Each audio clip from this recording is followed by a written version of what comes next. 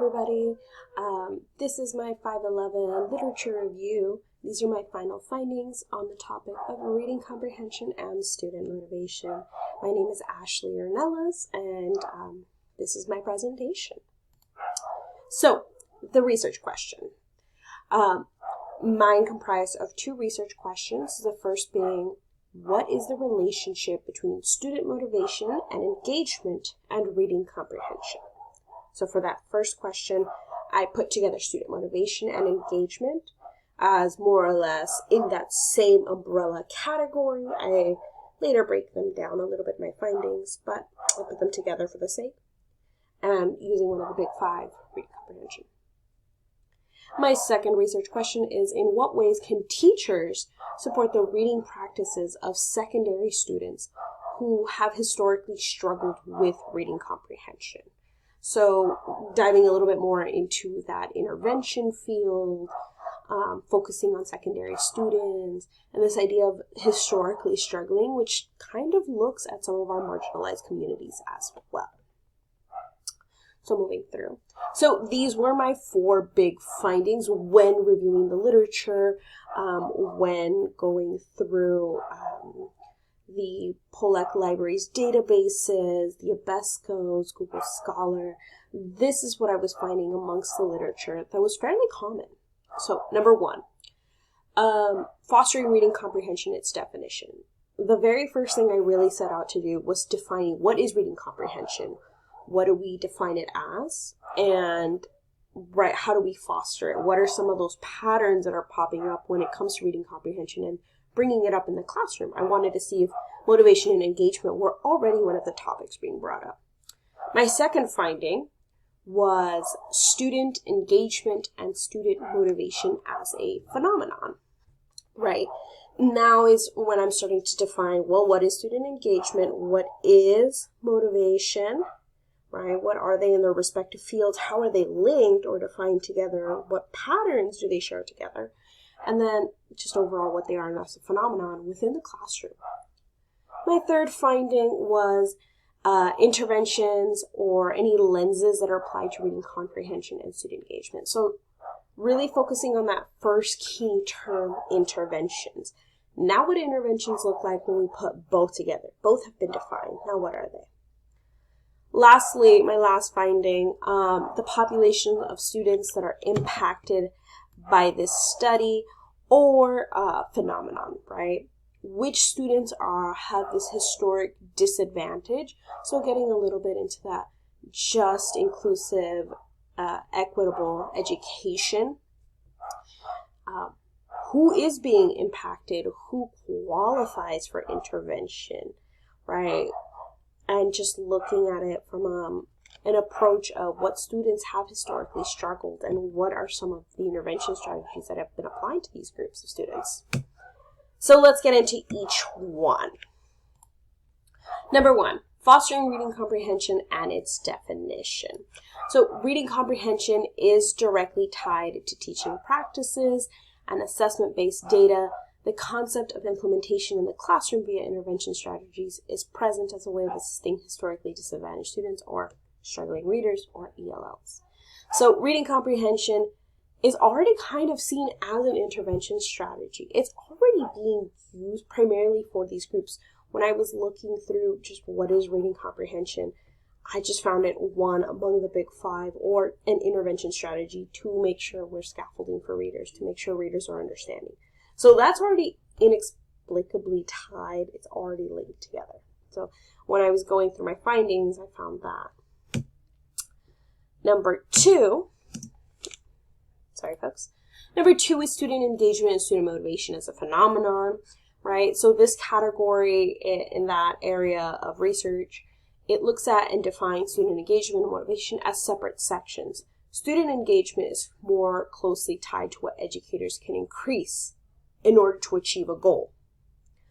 But motivation implies that a goal is intrinsically stemmed from what a student wants, right? And engagement is what we as educators can do. Motivation intrinsically comes from a student.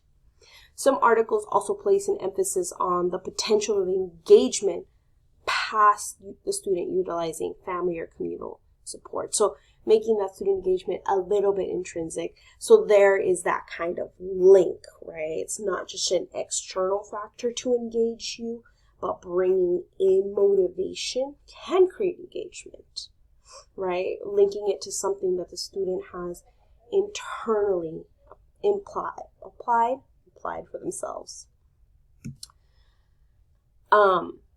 Now we're putting them together, intervention or lenses applied to reading comprehension and student engagement.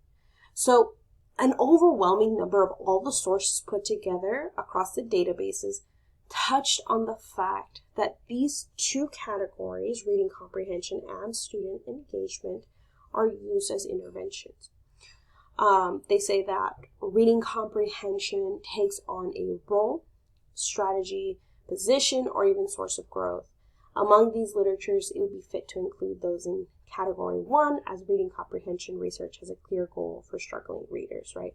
That was evident in this when it came to reading comprehension, that there is a clear link from reading comprehension to intervention, to ELLs, to students that need that additional support.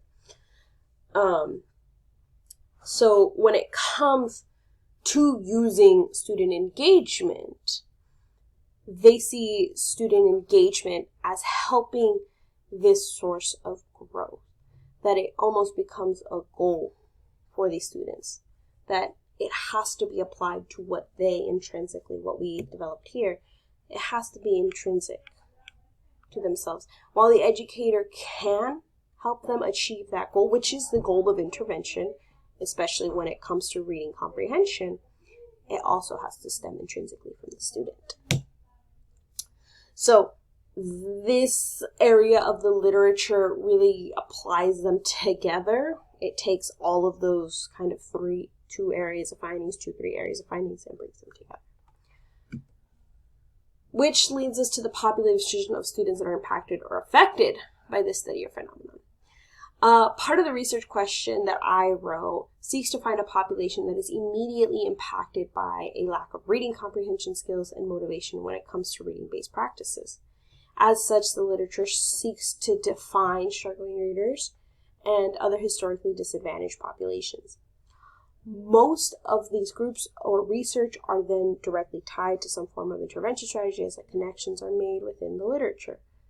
Essentially, when it came to defining who was a struggling reader or historically struggling reader, I've already mentioned it, but it is our English language learners. They came up again and again and again throughout my research findings. And this broke down into several groups, primarily ethnic groups that had several dialects. So this is your African American vernacular, this is your Chicano dialects or English language learners, these are immigrant students in high Vietnamese or Asian populations, looking at California a little bit, some of the data. So these populations came up as some of our historically disadvantaged groups that needed the additional intervention strategy. So that was very, not eye-opening, but it was a pattern that I was aware of, but also keeping an eye out for, given that I do work in a district with a high number of ELLs or redesignated readers. So what does this mean for teachers? This question is a little bit twofold.